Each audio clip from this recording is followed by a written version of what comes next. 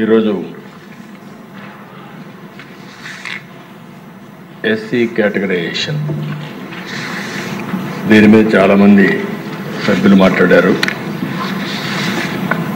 అయితే ఈ సందర్భంగా మొట్టమొదటిసారిగా నేను అంబేద్కర్ గారిని,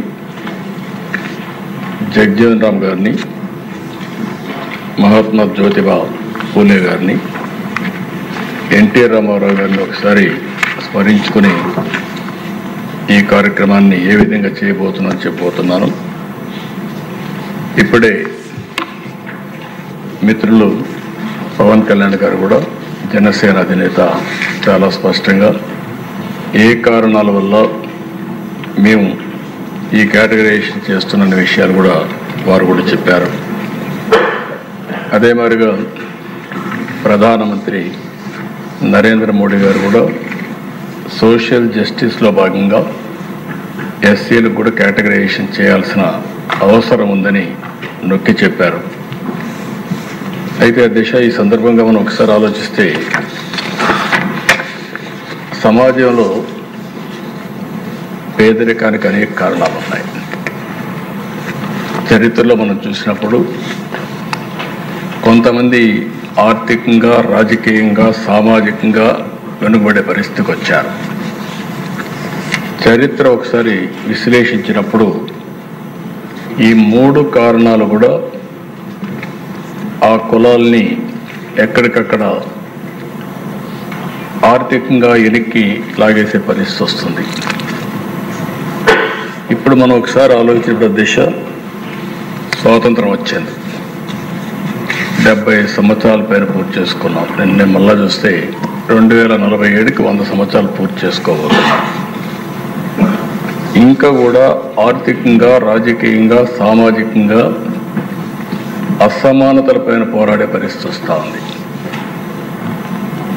ఇక్కడికి వచ్చినప్పుడు దిశ ఈ కేసు చెప్పిన తర్వాత చరిత్ర కూడా ఒకసారి, చరిత్రలో నేను కూడా ఒక 40-50 ఏళ్ళు భాగస్వాములు అయ్యే పరిస్థితికి వచ్చాం.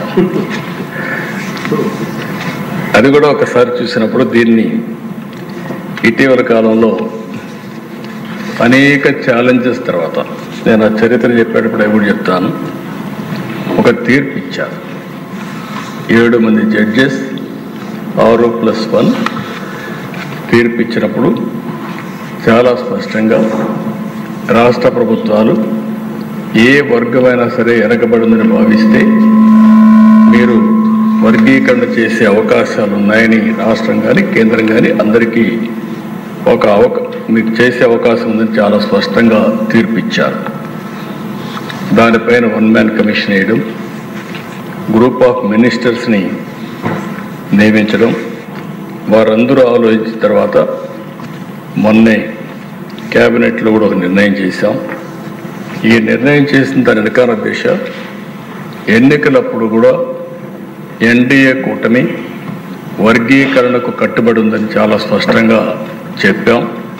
చెప్పిన మాట ఈరోజు నిలబెట్టుకోవడానికి ఆ ఎన్నిక. అదే సమయంలో దిశ, ఇక్కడ మనం ఒకసారి చూస్తే, ఇంకా ఇప్పుడే మిత్రులు పవన్ కళ్యాణ్ గారు కానీ కొంతమంది మెంబర్లందరూ అడిగారు. ఒక విషయం చూసినప్పుడు బుడగజంగ, అది ఎప్పటి నుంచో వాళ్ళ సమస్య అయితే చాలా విచిత్రంగా అటు ఇటు సమైక్య ఆంధ్రప్రదేశ్లో ఉన్నప్పుడు కొన్ని రోజులు వాళ్ళు ఎస్సీలో ఉండడం, తర్వాత ఇది రావడం అన్నీ జరిగాయి. నేను కూడా అది ఎక్స్ప్లెయిన్ చేసి ఒక తీర్మానం చేసి కేంద్రానికి పంపించి కేంద్రం ఆమోదిస్తే మళ్ళీ మనం ఎస్సీల్లో ఏ గ్రూప్లో చేర్చడానికి అవకాశం ఉంది, అది చేర్చడానికి అన్ని విధాలా. రెండోది దిశ, రిలీజ్ కానీ అదే మరి కొన్ని కులాలు కొన్ని జిల్లాల్లో ప్రధానంగా ఉన్నారు. ఈరోజు మాల సామాజిక వర్గం ఈస్ట్ వెస్ట్ గోదావరి జిల్లాల్లో ఎక్కువ ఉంటుంది. ఇంకా కొన్ని జిల్లాలు అదే మరి నెల్లూరు కానీ ఈ జిల్లాలో ఎక్కువగా ఉన్నారు. ఇంకొక పక్కన మాదిగ సామాజిక వర్గం రాయలసీమలో కడప, కర్నూలు, అనంతపూర్లు ఎక్కువగా ఉన్నారు. ఇప్పుడు మనం ఏదైతే సెన్సస్ ఒకసారి చూస్తే రెల్లి అంతా కూడా ఎక్కువగా విశాఖపట్నం, విజయనగరం ఆ ప్రాంతాల్లో ఎక్కువగా ఉన్నారు.